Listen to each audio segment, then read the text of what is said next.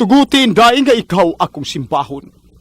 Bugtong diwanag nga manulunda ligtughan. Hamisling mong larawan akong pagaurnahon, nga sa tanag adlaw gabi akong pagaludhan. Ako kabus lamang walay bulawan, walay bahandi. Nga kanimo akong minahal, mahimong makakabig. Ang akong kabuutan og tiunay nga pagbati, gugmang hamisling og lunsay maoy magapasali. Kung daw ugaling kinigtanan dili kanimo bililhon, akong hagdanan og sakon ang mahabog nga langit.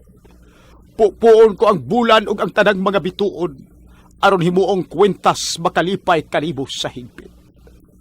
Apan nga luminahal nga imo akong gitalikdan. Dili mabati sa kinasing-kasing kong pangindahay.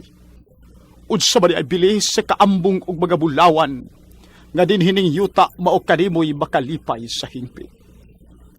Kung si kapulihay ang imo mga pangandoy mapakyas, mahiagom sa dagha mga gumunhap ug kasakit.